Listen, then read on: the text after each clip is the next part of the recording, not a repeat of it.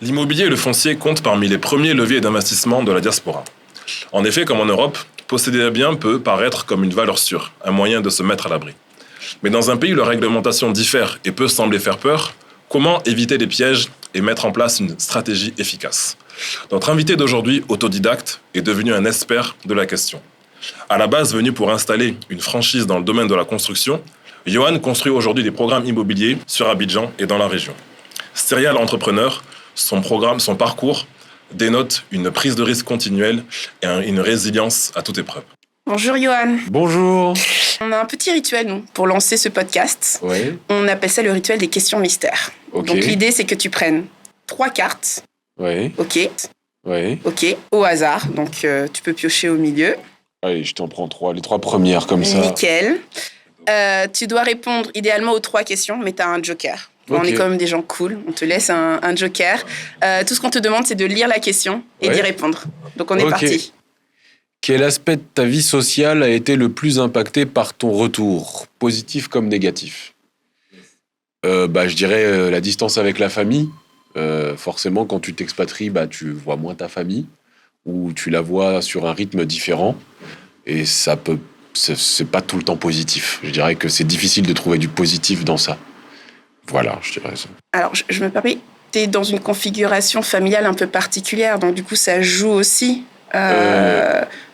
compte tenu du fait que ta fille vive à l'étranger. Oui, mais ça change pas. Je pense que quoi qu'il arrive, si tu t'expatries ou si tu te repatries, tout ton lien familial, social, amical, les confidents, les amis proches, ta famille, etc., tu l'embarques pas forcément avec toi.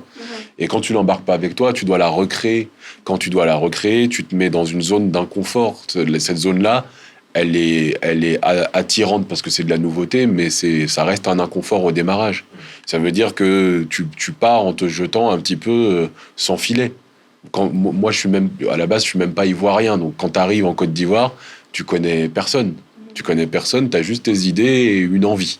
Et ça, tu dois la concrétiser, la changer, la matérialiser. Et je pense que ce qui te manque le plus dans ces moments-là où tu doutes, où tu as des difficultés, etc., c'est ta famille, tes amis proches, ceux envers qui tu peux enlever la cape, le mascara et leur dire « ouais, ça va pas aujourd'hui ». Ça, je pense que quoi qu'il arrive, quel que soit le schéma, tu le vis. Et du coup, c'était une question mystère, mais moi, j'aime bien gratter un peu. Ouais. Tu as réussi à te recréer une famille ici à Abidjan ? Oui, j'ai réussi à recréer une famille. Déjà, j'ai rencontré ma compagne en Côte d'Ivoire. Donc, ça m'a permis déjà de changer beaucoup de choses. Mais après, oui, tu rencontres des gens, tu fais des expériences. Le même socle que dans ta jeunesse, je pense que tu le refais jamais. Tu as des amis d'enfance que, comme on dit, tu as tes 10 copains sur qui tu peux compter ad vitam aeternam. Et ceux-là, ils sont difficiles à bouger parce que quand tu grandis, tu fais moins d'efforts. Tu fais moins...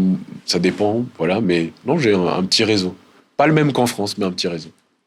Cool. Voilà. J'en pioche une autre ou... Go, la seconde. Deuxième question mystère. As-tu eu un choc culturel après ton retour? Bon, non, pas trop. Enfin, je veux dire, le choc culturel, non, parce que je dirais que j'étais préparé, j'avais déjà fait pas mal de voyages avant de revenir. J'ai pas fait un retour complet sans couper les allers-retours. Donc, j'ai toujours eu la chance de voyager pas mal. Je pense que c'est ce qui m'a sauvé. Je sais pas si j'aurais pu durer 8 ans si j'avais pas voyagé du tout. Ça veut dire que moi, je suis un peu un tricheur. Je fais des allers-retours un peu en permanence. Voilà. Je continue. Next. Allez. La troisième. Si tu devais écrire un guide humoristique sur le rapatriement, quel en serait le titre? Aquabac. Aquabac, vive l'arnaque, ou un truc Aquabac, bienvenue dans le track, ou Aquabac, prêt à la guerre comme en Irak, un truc du genre, voilà. Il n'y avait pas un Aquabac, le retour sans arnaque? Si. Non, mais si tu dois faire un guide humoristique, je ferais un manuel anti-arnaque, on va dire. Super. Ok, donc on va commencer à parler de foncier et d'immobilier un peu, parce que c'est un peu ton domaine de prédilection. Alors, on entend beaucoup de choses sur l'immobilier en Côte d'Ivoire. Est-ce que tu pourrais nous faire un peu un état des lieux de l'offre et de la demande et nous dire un peu les opportunités et les risques? Bon, je pense qu'après, le volet immobilier, il est très, très large. Ça veut dire que tu as aujourd'hui une crise du logement terrible parce que la Côte d'Ivoire ne produit pas assez de logements pour loger tout le monde. Donc, c'est pour ça que vous avez vu énormément de programmes de logements sociaux qui ont été créés de manière avec des prix et des loyers encadrés dans des zones, on va dire, Jacquesville, Songon, Bassam. Il y a beaucoup de programmes qui sont créés comme ça pour répondre à un besoin de logement premier. Ensuite, il y a de l'achat foncier. L'achat foncier qui va d'un terrain qu'on achète sans titre ni droit, où on va faire toutes les démarches pour avoir les documents à des terrains qui sont encadrés. Et puis, vous avez les programmes immobiliers qui sont moyens, haut de gamme, au standing. Je dirais qu'il y a vraiment à boire et à manger sur tous les volets. La vision, c'est qu'il faut te faire les dents, il faut énormément se renseigner, il faut prendre le temps. Il faut apprendre, comprendre et savoir que tout n'est pas immédiat. Il n'y a rien... La Côte d'Ivoire, c'est l'enseignement du temps. Si tu fais un projet que tu démarres en 2023, sois heureux de le finir en 2030. Wow. Ok. Je donne un exemple, mais les gens vous disent toujours au démarrage ouais, achète le terrain, j'ai une attestation villageoise, faire l'ACD, ça prend 3 mois. Qui d'entre nous a déjà fait un ACD en 3 mois? Ouais, c'est souvent ce qu'on entend, ça prend du temps. Ouais. Mais par contre, tu as acheté ton ACD moins cher parce que tu avais une attestation villageoise. Ouais, voilà. Tu as accepté de prendre un risque. Donc, à partir de là, à toi de te battre, à toi de rentrer dans les réseaux. Si tu attends sur ton fauteuil, ton terrain, tu l'auras acheté, mais ça restera une attestation villageoise. Tu n'auras rien de plus. Pendant longtemps. Donc, voilà, je dirais que il faut se renseigner et l'information n'est pas facile. C'est-à-dire que c'est pas... Aujourd'hui, il y a quand même un gros manque d'informations. Tu as énormément de promoteurs qui travaillent sur un système de Ponzi. Ça veut dire qu'ils vont prendre l'argent que tu leur donnes pour financer la construction, mais qui est déjà en retard d'avant. Donc toi, tu seras livré en 2072 alors que tu avais prévu de rentrer en 2032. Il y a vraiment... Il faut savoir où tu mets les pieds, mais il faut savoir aussi que c'est... comparable à du Bitcoin, quoi. Ça veut dire qu'aujourd'hui, l'immobilier en Côte d'Ivoire, c'est la chance de prendre un train que tu ne peux plus prendre en Europe. Je veux dire, aujourd'hui, moi, je ne pourrais pas me lever et te dire, ouais, j'ai acheté, je sais pas moi, 2000 mètres carrés en plein cœur de Paris. J'ai pas les moyens. Le coût d'acquisition de ça est beaucoup trop élevé. On parle automatiquement de millions d'euros. En Côte d'Ivoire, ton rêve d'entrepreneuriat, ton rêve de promotion immobilière, ton rêve de construction de maison, il peut démarrer sur un terrain que tu as acheté à moins de 15 000 euros. C'est encore possible. Mais tu disais tout à l'heure, concrètement, la CD en 3 mois, niet. Oui. Il faut prévoir un intervalle. Enfin, je sais que ça va dépendre de la manière dont tu gères les réseaux, l'écosystème, mais ça peut aller jusqu'à combien, en fait Je sais pas, moi j'ai acheté pas mal de... quand tu achètes des terrains, chaque terrain a sa complexité. Il faut savoir que l'ACD, tout dépend de à qui tu l'attestation villageoise, pardon, ça dépend de à qui tu l'achètes. Et si cette personne a bien fait toutes les démarches nécessaires. Je te donne un exemple.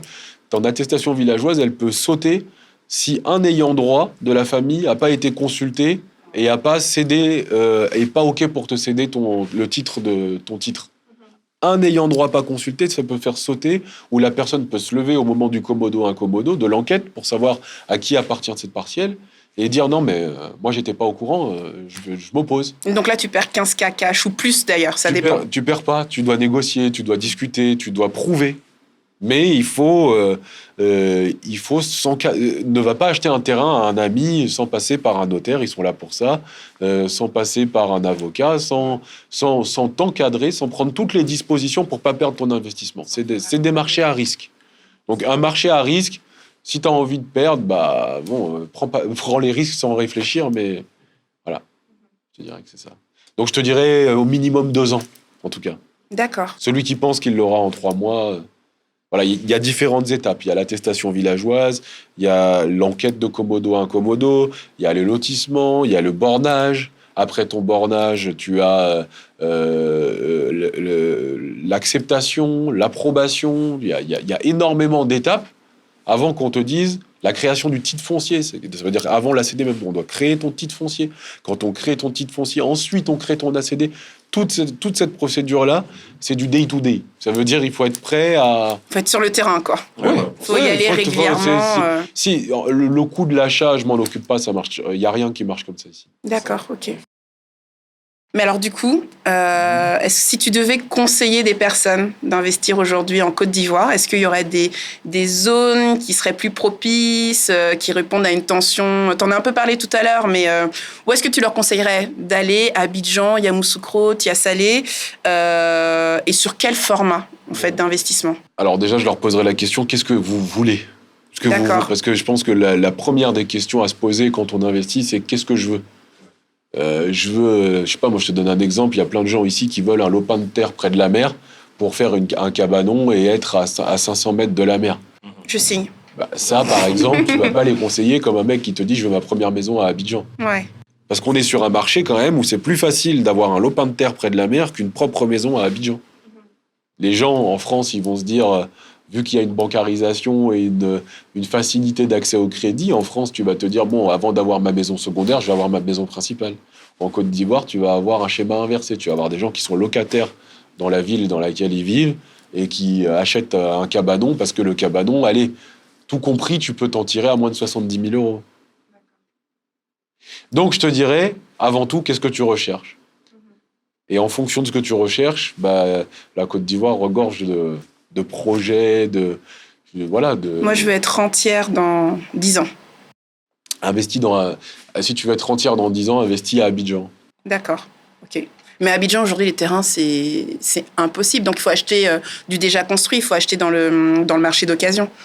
Bon, déjà, je pense qu'à Abidjan, quand je parle d'Abidjan, je vais parler de la Grande Couronne. Avec le développement de la Y4, je pense que tu peux encore trouver des terrains... à Bingerville, dans la zone de Djorobité, dans la zone de Songon, toutes ces zones qui sont quand même de la couronne proche, hein, si on compare à Paris, toute la périphérie, parce qu'en fait la Y4 maintenant c'est la ceinture qui va entourer, excuse-moi petit micro, qui va entourer l'ensemble. Et donc tant que tu achètes dans cette couronne-là, bon, tu peux encore trouver des terrains, je pense à 500 mètres carrés, 1000 mètres carrés, tu peux encore le trouver, aller à 15-20 millions. Ok, ça marche. Tu vas être dans les ordres tu peux trouver encore à 30 ou 40 000 francs le mètre carré. Donc si tu achètes 500 mètres carrés, 5 x 4, 20 millions. Ok. Et alors en Afrique, et plus particulièrement en Côte d'Ivoire, locataire ou propriétaire, est-ce que tu pourrais dire les avantages et les inconvénients de l'un ou de l'autre par rapport à ton expérience? Comme je vous l'explique, moi ça dépend vraiment de ce que tu cherches. Si c'est pour une question d'argent, sois propriétaire. Propriétaire qui met en location. Ou propriétaire qui revend. Locataire, c'est locataire. L'avantage, c'est que il faut avoir la surface pour aujourd'hui construire, quoi qu'on en dise. Il faut avoir la surface. Il faut, comme je le dis, accepter de perdre du temps. C'est-à-dire accepter que ton projet, même si tu achètes un terrain tout fait, avec ACD, oublions les attestations villageoises, un terrain avec ACD à 20 millions à Bingerville, ton projet, il sortira pas en 12 mois. Donc, est-ce que pendant le temps du projet, tu auras les moyens de financer et ton projet et ta location, sachant que les locations, c'est des prix qui sont aujourd'hui des prix d'usurier. Est-ce que tu pourras faire les deux? C'est la question. Pour ça, je dis, sois prêt. En tout cas, il y a plein de solutions qui existent pour accéder à du foncier, à de l'immobilier, etc. Mais il faut accepter de perdre du temps, d'investir de l'argent et de ne pas être pressé. Je pense qu'en tout cas, ce serait ça que je dirais à quelqu'un. Et du coup, quels sont les pièges que l'on rencontre souvent dans ce type d'investissement? Tu parlais tout à l'heure d'arnaque, tu parlais de pyramide de Ponzi. Est-ce que tu peux nous en dire plus, en tout cas de ce que tu as pu constater ou des retours d'expérience, que ce soit les tiens ou d'autres personnes? Ça, je peux te l'expliquer rapidement parce que c'est ce qu'on vit tous les jours à Abidjan. On est dans un système de vie très consumériste. Ça veut dire que On est tous très... Il y a un day-to-day, ça flambe. Donc, je dirais que la plupart de nos entrepreneurs en Côte d'Ivoire, ils confondent le chiffre d'affaires et leur fonds de roulement. À partir de là, si tu fais ton fonds de roulement sur ton chiffre d'affaires, tu as un décalage de mensualité. Que tu le veuilles ou non, il ne suffit pas d'avoir une bonne idée pour réussir en Côte d'Ivoire. Il faut qu'à un moment, tu sois accompagné et que tu passes un plafond de verre. Ouais. Tout le monde te dit, ouais, tu peux avoir une idée, tu peux t'en sortir, mais personne ne te dit que tout le monde galère. Plus tu grandis, plus tu perds d'argent. Donc, si tu veux, comme je te le dis tout à l'heure, c'est l'école de la résilience. Il y a plein de gens qui viennent raconter des trucs, mais tu leur demandes à la fin du mois, ils ont des maux de tête le 5 parce que les gars ne sont pas encore payés. C'est une réalité. Le marché, sans banque, sans accompagnement des jeunes, sans structuration et sans aide, il est très, très, très, très, très, très difficile. Donc, forcément, quand tu es sur un marché difficile, tu augmentes le risque d'escroquerie. Même si le mec, il n'a pas envie de t'escroquer. À la base, le gars, il avait juste une idée, il avait envie de s'en sortir. Il avait, je sais pas moi, il avait un camion. Il a voulu ouvrir un restaurant, le mec, il fait de la livraison. Et puis, il est acculé par ses charges, tu lui passes une commande pour un gâteau. Mais la commande pour le gâteau, il va faire quoi de cet argent ? Il va payer ses charges ou il va payer la fourniture pour ton gâteau ? Et en fait, les promoteurs, ils font exactement pareil. Donc les promoteurs, ils achètent des terrains, mais ils ont les mêmes problèmes que toi. Ça veut dire que le promoteur, lui, il achète son terrain, d'un coup, on lui dit « Ah, mais finalement, le terrain, t'as oublié un villageois, t'as oublié un truc, t'as oublié un ACD. » Le mec, il est là, il doit régler, il doit payer, et il se sert de quoi ? En fait, c'est l'urgence. C'est l'urgence. Les gars se retrouvent dos au mur et... Donc l'urgence, même l'urgence de base, et la sacralisation de l'argent qu'il y a un peu en Côte d'Ivoire, ce truc de l'argent prévaut mieux que plus haut que les valeurs, ça fait que finalement, tu te fais... Oui, il y a de l'escroquerie, mais je pense qu'on le vit au quotidien. Il y a plein d'endroits en Côte d'Ivoire où tu vas, où tu te dis, mais en fait, ça vaut pas le prix. Il y a plus d'endroits où tu vas en Côte d'Ivoire où tu dis, ça vaut pas le prix que l'inverse. Cite-moi 2 enseignes où tu as eu une expérience client remarquable. Tu cherches. Et en fait, j'allais même citer le nom. J'ai cité le nom d'un gars à Monogaga. Donc, c'est même pas une entreprise, c'est la seule expérience client nickel que j'ai pu avoir. Quoi. Ouais, des restaurants, certains restaurants, il y a encore. Il y a encore. Ouais, mais pourtant, on fait un clin d'œil à Africafé. Allez, clin d'œil. c'est bien. Grand big up à elle. Mais ce que je veux dire par là, c'est que tu devrais même pas chercher. Oui, c'est vrai. Et en fait, le problème, c'est que cite-moi 30 personnes ou 40 personnes autour de toi qui ont eu la bonne idée et qui ont eu le courage d'y aller. T'en as plein. Mais comment il fait dans la durée, ce monsieur, pour survivre ? Ça, personne ne le sait. Et ça, l'histoire ne le dit jamais. Non, c'est clair. Parce qu'on ment aux gens. C'est ça le problème. Mais justement, toi, ça t'a pris combien de temps pour maîtriser Je le maîtrise pas encore, j'apprends. Ah, t'as l'air quand même... Non, l'immobilier... l'immobilier, le foncier, tu penses qu'au bout de combien de temps tu t'es senti un peu à l'aise ? Non, mais moi, c'est parce que j'ai été dos au mur. C'est parce que, en fait, tout à l'heure, dans l'introduction, vous avez dit il a des projets immobiliers, etc. Mais tout a démarré d'un rêve. Ouais. Moi, j'avais mes business à côté. Je suis passé devant l'ambassade de Chine. J'ai vu un terrain. J'ai convaincu mes associés en les appelant tous les jours pendant des mois, en leur disant il faut qu'on investisse dans cette zone, il faut qu'on saigne, il faut qu'on investisse dans cette zone parce qu'il y a les écoles, parce que c'était avant le développement de Badon. On a acheté un beau terrain. J'ai fait faire les plans, je me suis démerdé tout seul. Au début, ça devait être 4 villas, ça devait être 6 maisons. J'avais pas d'argent parce qu'il y avait tout dans les entreprises, donc on pouvait même pas sortir pour construire. Et donc, j'ai retravaillé les plans, on a travaillé un cadre de vie, etc. Et puis à un moment, je me suis tourné vers les banques. Puis quand je me suis tourné vers les banques, alors que j'avais les mêmes idées que j'ai aujourd'hui, que j'avais tout, on m'a dit, bah oui, mais monsieur, il n'y a pas de problème, mais il faut que vous fassiez un crédit à 9%, que vous ameniez 100 millions d'apports. C'était pas 100 millions, hein, parce qu'on était on dépassait largement. Et je leur ai dit, mais si j'avais tout ça, est-ce que je viendrais vous voir ? Et bah, la réponse, elle est simple. Non. Donc, je me suis dit, bon, à partir de maintenant, une fois que j'ai eu ma term sheet de la banque, j'ai dit, mais je peux jamais accepter ça, parce que c'est trop risqué pour moi.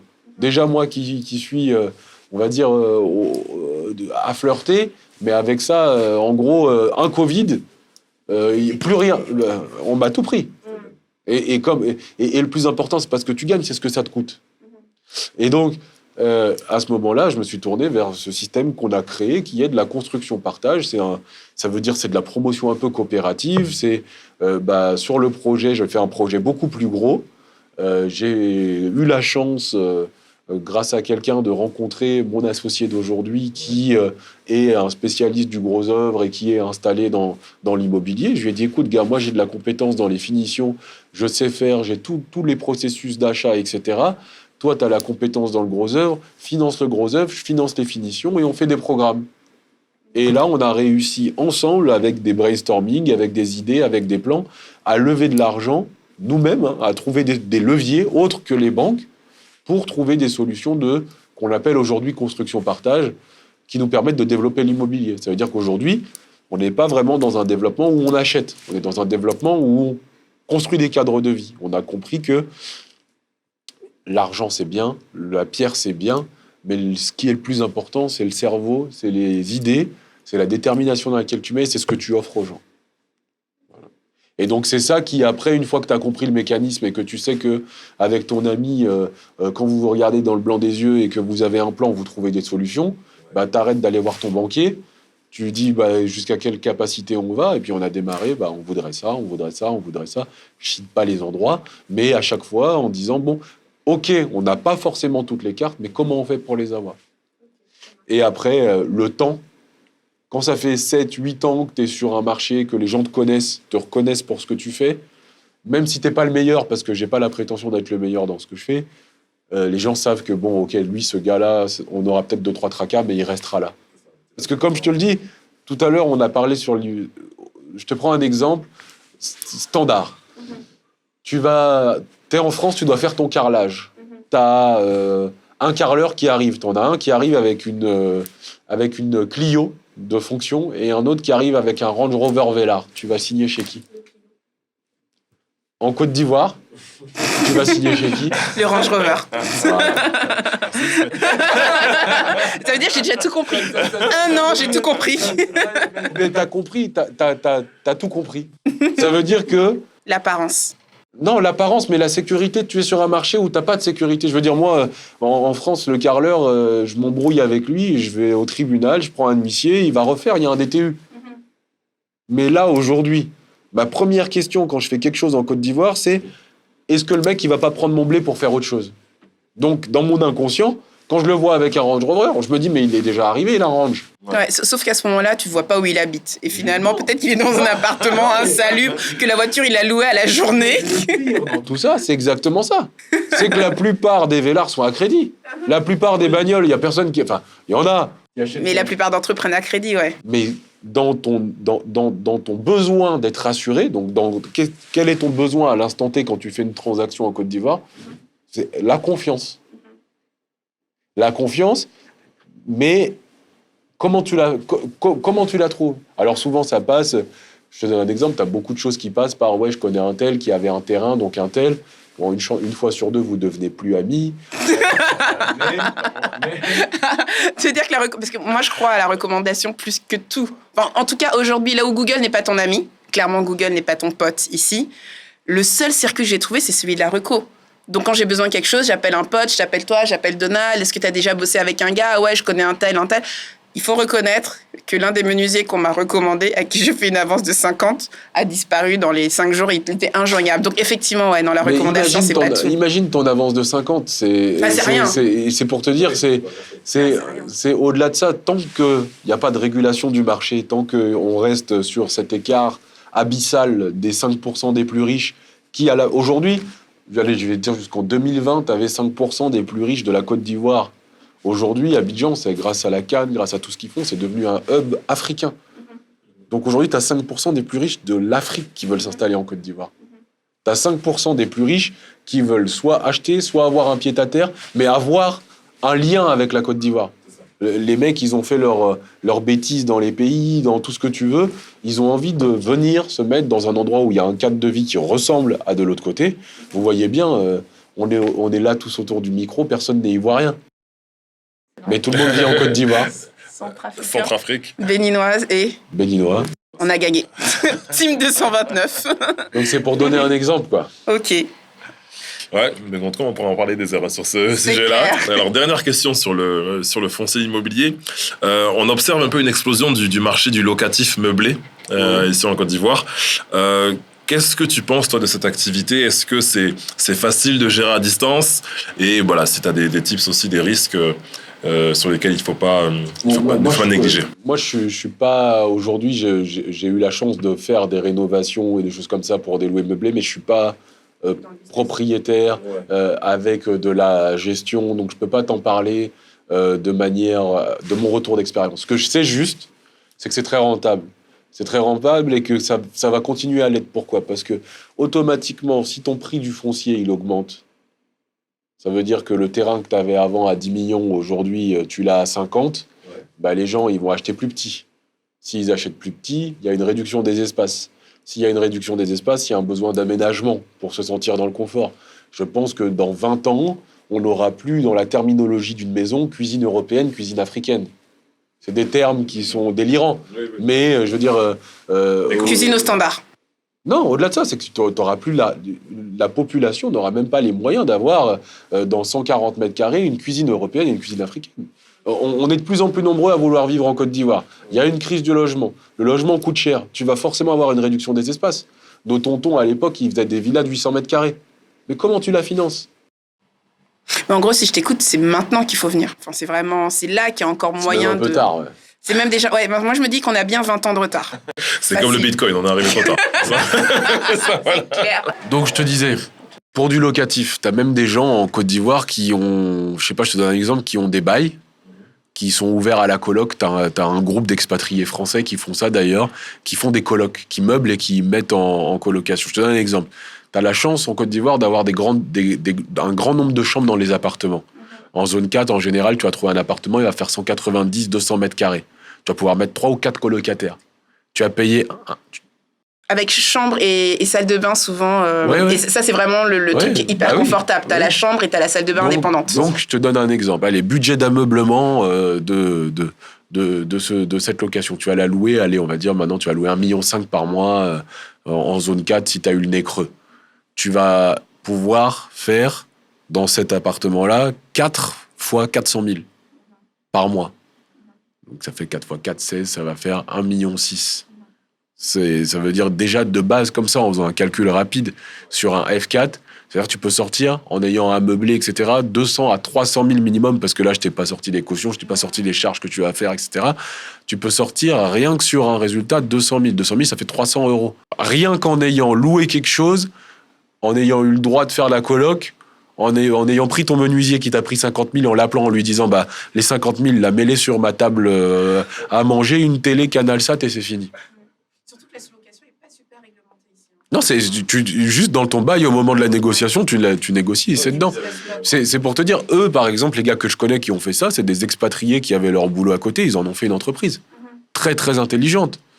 Et plus la réduction des espaces se fait, plus le louer meublé, il est intéressant. Deuxièmement aussi, il faut savoir que le louer meublé, ça te permet de virer les gens plus vite. En cas de non-paiement, en cas de problème, t'es propriétaire des meubles, t'as pas de problème de squat, ou moins. Ça peut arriver, mais moins. Mais ça contribue un peu à l'inflation des prix locatifs, non ? Parce que tu prends l'appartement en location à un certain tarif, tu le relis finalement à un tarif supérieur, et j'ai l'impression que c'est un peu... c'est un cycle, et les prix deviennent quand même assez dingues. Tu vois, mais là, aujourd'hui, ce qui participe à l'augmentation des loyers, c'est que même si demain tu annonces un loyer à 2 millions quelque part, il se loue. C'est parce que, comme je te l'ai dit au début, tu as une crise du logement. Si tu as une abondance de biens, c'est pour ça que, comme je te le dis, en Côte d'Ivoire, tu peux te permettre... Il y a une chose qui est incroyable, que je dirais, qui est très importante à avoir en tête, c'est que tu as le droit de te rater. Personne n'en parle, etc., mais tu as le droit de te rater, tu as le droit d'être moins bon. Parce que quand tu as la chance d'être avant les autres, tu as le droit d'apprendre et de comprendre avec le marché. Le marché sera indulgent. Je prends un exemple. Tu ouvres un restaurant à Paris... Première semaine, service au top, nanani, nanana. À l'ouverture, il y a un couac, il y a 1 heure de retard sur tous les plats. Mais les avis Google que tu vas avoir, les retombées d'une première mauvaise semaine d'exploitation à Paris peuvent être dramatiques, peuvent te faire couler ton business. Parce qu'on est dans de la reco, comme tu l'as dit, à Internet. Moi, je vois ma femme, elle regarde avis Google. C'est-à-dire, elle ne met plus les pieds dans un restaurant sans avoir un avis Google. Et ça, en Côte d'Ivoire, quand t'es le premier à avoir un restaurant de fruits de mer, le mec, il a envie de manger des fruits de mer. Lui, ça fait 10 jours, 20 jours qu'il dit, ouais, faut que je mange des fruits de mer. Toi, t'es là, et puis les fruits de mer, tu lui as fait attendre 40 minutes. Il va te dire, ouais, gars, c'était un peu long. Mais est-ce qu'il va arrêter de manger des fruits de mer 2 semaines plus tard? Et donc, t'as cette grande chance pour les jeunes qui veulent entreprendre, comprendre et apprendre, d'avoir un marché qui te laisse grandir avec lui. Parce que depuis tout à l'heure, j'étais un peu négatif, mais ça, c'est quand même très, très important de le savoir. T'as le droit de te rater, t'as le droit d'être nul, et la plus grande des qualités que je reconnais aux Ivoiriens, n'importe quel Ivoirien, si tu vas devant lui, tu lui dis « excuse-moi, j'ai merdé », il accepte, il te pardonne, et peut-être même qu'il va recommander chez toi. Et ça, c'est des choses, il y a plein de gens, il y a plein de pays où ça passerait pas. Ici, faut juste, comme on dit, avoir l'honnêteté et le courage, même quand des fois c'est dur, même quand des fois t'es submergé, d'aller voir la personne et de lui dire « excuse-moi, ça n'allait pas de mon côté, voilà les raisons, je te demande pardon ». Et puis même si, en tout cas, il va peut-être pas te recommander, c'est pas sûr qu'il aille dire dans toute la ville que t'as été le plus nul, en tout cas. Et ça, c'est très très louable quand t'essayes d'entreprendre. Ok, super. Si on parlait un peu de financement, d'accord. Oui. Alors, je pense que depuis ton arrivée en Côte d'Ivoire, tu dois avoir une expérience dans le choix d'une banque. Et je pense que c'est un sujet qui revient souvent quand on parle un peu au repas.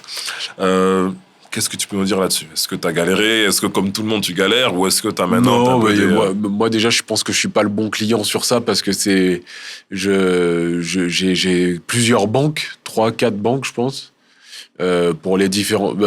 pour les sociétés, tu les essayes toutes et puis tu gardes... D'accord, donc c'est ça la technique. Tu as tout essayé avant de trouver... Oui, mais c'est comme je t'expliquais tout à l'heure. Tant que les gens ils sont en situation de monopole, tant que les banques sont en situation de monopole, tant que les banques, les promoteurs se challengent pas, il n'y a pas de concurrence, parce qu'en réalité, comme je te l'ai dit, il y a un besoin et un manque, mais les gens continuent à faire ce qu'ils veulent.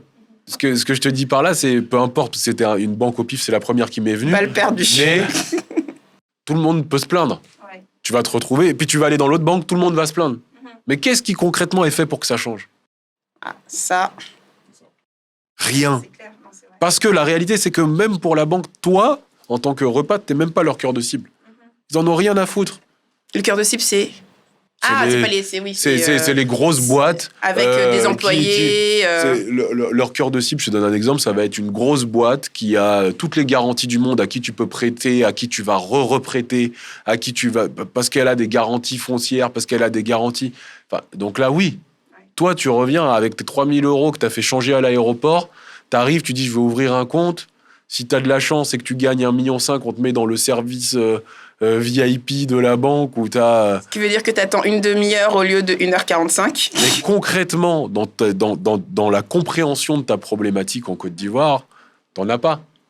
Donc, est-ce qu'aujourd'hui, je peux te dire la meilleure des banques? Je peux même pas te dire. Ceci dit, tu viens de faire une bonne transition. Il y a la question du change aussi, auquel on est beaucoup confronté parce qu'on vient d'Europe, on a pas mal de fonds en Europe, on arrive ici, on commence à encaisser en CFA, mais on a encore des liens avec là-bas. Donc, on passe notre temps à faire du swap euro-CFA. T'as une astuce, t'as un tips, t'as... Là, ici même. Oui, il y en a beaucoup. Cite-nous-en, allez, deux. Non, tout à l'heure, tu as parlé de ton réseau. Toi, tu as de l'argent en Europe et tu as 80% des gens qui veulent faire le trajet inverse. Il y a des groupes WhatsApp, des groupes d'échange, tu as des groupes, etc. Après, le problème de la remontée d'argent, c'est qu'une remontée d'argent, je sais pas, tu démarres une remontée d'argent par un système bancaire, avec une autorisation de change le samedi 3 mars, ça arrive sur ton compte le 3 juin si tu as de la chance et si ton papier il s'est pas égaré dans 3 banques. Ouais. Donc si tu veux, ça t'oblige à travailler avec du réseau, comme tu le disais tout à l'heure, et après tu as quand même beaucoup de gens qui ont besoin d'argent. Je dirais que c'est plus facile quand on a des euros que quand on a des CFA. Et surtout, si tu as des euros, garde-les pour le jour où tu vas rentrer en Europe. Pourquoi tu veux rentrer en Europe? Ah, moi, je vais rentrer, ouais. Ah ouais, ok. Bon, ça, c'est pour la prochaine. Il faut qu'on continue. Pourquoi tu veux les faire rentrer en Europe? On est en train de leur parler pour les inciter à revenir. Et pour... Ouais, mais ça fait 8 ans. C'est bon, Et là. j'ai fait mon travail, quand même. 8 ans. Tu as bien prêché pour la bonne expliqué, parole. Il y a un peu de fraîcheur. Non, Aller au mais- ski, même s'il n'y a plus de neige. Non, mais on l'a dit tout à l'heure, je pense que tout dépend de ton degré d'énergie. D'accord. La Côte d'Ivoire, c'est énergivore. C'est énergivore, c'est risqué. Tu peux t'en sortir de manière magnifique, avoir des success stories incroyables, faire tout ce que tu veux. Mais comme je l'ai dit, tu dois toujours faire le ratio entre ce que tu gagnes et ce que ça te coûte. Pour moi, dans ma vie, dans mon cas en tout cas, l'argent, c'est pas une finalité. Donc, j'ai pas cette volonté d'aller 200 000 fois plus loin que le plafond, que l'objectif que je me suis fixé. Ok. Mais ça veut pas dire que je ne serai pas en Côte d'Ivoire souvent. Les allers-retours. Ok, ça marche. Alors pour moi, je l'ai dit en introduction, tu es un peu ce qu'on appelle un serial entrepreneur. C'est que tu as eu pas mal de projets et que tu continues aussi à mener. Est-ce que tu peux nous dire un peu ce qui te pousse tous les matins à à vouloir entreprendre, lancer un nouveau projet et à pouvoir mettre des choses en place? Je pense que c'est de l'ordre du créatif. C'est comme un projet immobilier, c'est comme tout. C'est, je pense, le fait d'avoir une idée et de la voir se matérialiser et de voir qu'elle fonctionne. Je pense que ça, c'est très important. Deuxièmement, c'est les emplois que tu crées, le sillon que une fois que tu trouves une voie, que tu trouves un marché, et t'as la chance de pouvoir emmener des gens avec. Et de les voir grandir, les voir évoluer. Tu prends quelqu'un qui est commercial, qui finit responsable. Tu prends quelqu'un qui avait pas de boulot, qui en a un. Rien qu'un poste de gardien. Tu vois, il y a pas de petite évolution. Et je pense que ça, quand t'entreprends et que t'as la chance d'avoir des idées, tu peux. Enfin, moi, je le fais pas. J'ai jamais fait une idée qui m'a rendu milliardaire, tu vois. J'en ai jamais eu, j'en aurais peut-être jamais. J'ai pas créé Google, j'ai pas créé. Mais par contre, j'ai réussi à avoir des idées, on va dire rentables. C'est-à-dire d'avoir des idées qui, projetées en Côte d'Ivoire, sont rentables et permettent de faire des salaires pour des gens. Et je pense que ça, c'est ce qui me pousse moi à me dire. Voilà, j'ai créé ça, je mets quelqu'un. J'ai créé ça, je mets quelqu'un. Et vu que je suis très très mauvais gestionnaire, je préfère mettre quelqu'un parce qu'il faut connaître tes forces et faiblesses. Tes forces et tes faiblesses. Et est-ce que dans tous tes projets, excuse-moi de te couper, est-ce qu'il y en a que des expériences que tu regrettes ou que tu Jamais. dis Même ceux où tu te serais planté. Mais non, mais je te donne un exemple. Je sais pas, je me suis fait escroquer. Je pense que là où je me suis fait le plus escroquer dans la vie, c'est là où j'ai eu la plus belle porte de sortie. Tu t'es fait escroquer combien? Non, les montants, je vais pas rentrer dans... Je vais pas rentrer dans ça. Je vais pas rentrer dans ça, mais des trucs qui donnent mal à la tête, quoi. Okay. Voilà, je rentrerai pas dans les détails, mais ce que je veux dire, c'est que une porte se ferme, une autre s'ouvre. C'est des trucs que t'entends, les citations de Coelho, d'autres, on s'en fout. Mais la réalité, pour moi, c'est vraiment ce truc que quand tu lâches pas, là où la porte s'est fermée, passe par la fenêtre. Là où la fenêtre est fermée, crée une ouverture sur le toit. S'il n'y a pas de toit, vends-en un. Mais il faut à un moment toujours être dans ce truc-là de rien par terre, rien de me mettre à terre. Si t'as pas cette mentalité, reste en Europe. Ouais, c'est ça. C'est-à-dire que tu te couches et comme tu dis, t'as les maux de tête, tu dors pas, tu deviens un zombie, quoi. Quand tu me demandes qu'est-ce qui va faire que je rentre, tu vois, on parlait de vie sociale, de tout ça, etc. Mais ma vie sociale ici est très pauvre. J'ai 3-4 copains sur qui compter. Je travaille de 5h à 21h parce que t'es toujours connecté, t'es toujours dans tes trucs, etc. Tu rentres, t'as même pas envie de parler, tu regardes la télé, tu dors, tu manges, tu retournes. C'est impressionnant parce que la tagline quand même d'Abidjan, c'est Babi et doux.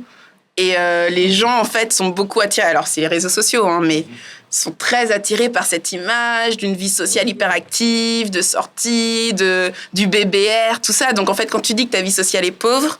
déjà, tu es à Abidjan, pourquoi? C'est un discours intéressant. Tu es à Abidjan, pourquoi? Tu vois, tout à l'heure encore, j'ai posé la même question que je t'ai posée quand tu m'as dit c'est quoi la meilleure des endroits pour investir. Mm-hmm. tu es là pour quoi? Ouais, il faut rester concentré, quoi. En fait, si tu es là pour faire des affaires, c'est pas la même chose que tu es là en vacances. C'est pas la même chose que tu es là employé de la... Je sais pas moi, t'as eu un contrat jackpot avec une société. La plupart des expats, des amis avec qui on parle, ils te disent « Ouais, moi, je suis prêt à bouger quand j'aurai un contrat d'expat. » Eh les gars, il y en a plus. Ou très peu. Tu vois? Donc, le seul moyen de faire ton trou ou de vivre cette vie-là, c'est de le créer.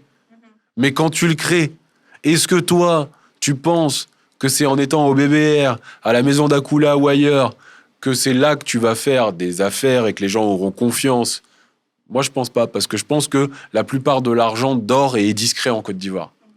Et donc, les gens, ils ont pas envie d'être avec un gars qui s'expose partout. Il y en a, c'est leur spécialité, ils le font très bien. Moi, c'est pas le créneau que j'ai choisi de faire. Et je pense que faire des soirées, pour moi, en fait, les soirées, tout de suite, je me dis, OK, qui je vais croiser, est-ce que ça va pas me mettre en porte-à-faux par rapport à ça, et après, il y a aussi une question de foi, de croyance. Et moi, je pense que Abidjan, ça peut te brûler. Dans le show-off que tu vois, tu arrives, tu peux perdre ta femme. Moi, j'ai autour de moi des gens qui ont tout perdu en rentrant en Côte d'Ivoire, plus qu'ils ont gagné. Donc, j'essaye d'être dans un mode mindset focus. Moi, je suis là pour faire en sorte de sortir de certaines barrières que j'arrivais pas jusqu'à venir en Afrique à sortir. J'en sors, mais je dois bosser. En gros, comme on dit ici, rester concentré. C'est ça. Ouais, ou savoir pourquoi t'es là. Parce que moi, en fait, ce que je te dis de base, c'est mon leitmotiv, mais... chacun sait pourquoi il est là, en fait. J'en parle tous les jours avec ma conjointe. Elle me dit, mais en fait, gars, t'es là pourquoi? T'es là, tu travailles, tu parles mètre carré, voilà, c'est terme. Tu parles mètre carré. Mais on voilà. Bahamas de temps en temps, toi aussi. C'est elle qui m'y emmène. Mais ce que je te dis par là, c'est pour te dire, tu vois, faut pas négliger le poids. Tu vois, tous ces sudoku, là, à un moment, ça devient une drogue. Et en fait, le problème, c'est que quand ça devient une drogue, des fois, ton cerveau, il est fait d'une manière où tu te dis, bon, ok, j'ai réglé ce problème, envoie-en un plus gros. Ouais. Faut envoyer, envoie. Et quand tu règles le problème plus gros, tu dis, waouh, envoie-en un plus gros. Et la grande chance, la grande problématique du marché, c'est que rien ne change sauf la taille de tes problèmes. Alors ça, je pense que ça va être pas tout à fait le mot de la fin, mais je pense à penser, à retenir. Moi, je voulais juste profiter d'inviter nos invités à penser à activer la cloche, à s'abonner pour suivre nos aventures et pour bénéficier du retour d'expérience de personnes aussi riches et intéressantes que Yohan. Alors, on arrive un peu sur la fin. Oui. Et donc, on fait ce qu'on appelle les questions mystères 360. Ouais. Donc, du coup, t'en prends 2. Il y en aura une pour Donald, une pour moi. Tu choisis qui. Tu nous les lis et voilà, sans filtre. Ok. On répond. Si ta rapatriation était une sitcom, quel serait le titre? Ça, c'est pour Donald. Alors, si la repatriation était une sitcom... Alors moi, une sitcom que j'aime bien et que j'ai beaucoup suivie, c'est La vie de famille. Alors, comment elle s'appelle en anglais? Seven at Home ou un truc comme ça. Ouais, un truc comme ça, Vie de famille, parce que moi j'aime beaucoup Damon Wayans, là. Donc pour moi, c'est vraiment un peu la figure du patriarche. Moi, même si ça représente pas notre vie actuelle, ma vie actuelle, mais j'aime beaucoup en tout cas ce que lui, il a dégagé dans cette sitcom. Et s'il y a une sitcom que je devrais citer, c'est celle-là. Quels sont les défis du quotidien depuis ton retour? Moi, clairement, les embouteillages. En fait, j'ai commencé par Yango. Et Yango m'a rendu dingue. Tu sais, ce coup où tu réserves ton Yango, le gars, il annule. Après, voilà. Juste, le transport, c'était très compliqué. Depuis que j'ai ma voiture en novembre, ça se passe beaucoup mieux. Et voilà, je gère. Mais les embouteillages à Abidjan, passer 2 heures sur la route, c'est juste ingérable. Alors, tu dis que ça se passe mieux, mais bon, maintenant, t'es devenue une conductrice stressée, on va dire. Ouais. Par contre, je risque de mourir 2 à 3 fois tous les jours. Et ça, c'est compliqué. Mais pourquoi tu ne vas pas en minivan? Ce sera pour la prochaine fois. D'accord. Je crois qu'on est arrivé à la fin de notre échange. Donc déjà, on voulait te remercier. Merci à vous. C'était super intéressant. Merci d'avoir pris le temps. Merci à toutes les personnes qui nous ont suivis ou qui vont nous suivre. N'hésitez pas à vous abonner. C'est les débuts de cette aventure. Il y aura encore plein de retours d'expérience, plein de tips, d'astuces sur plein de thématiques. Donc abonnez-vous sur YouTube, sur les chaînes podcast, sur Instagram. Enfin, on va être partout de toute façon. Donc vous ne pourrez pas nous louper. Voilà. Super. Merci encore et félicitations pour l'initiative parce que je pense que ça aidera beaucoup de gens. On espère. Voilà. Bravo. Merci beaucoup, Yohan. Et dernier mot, donc, osez la repatriation en toute sérénité avec Aquabac. Pan.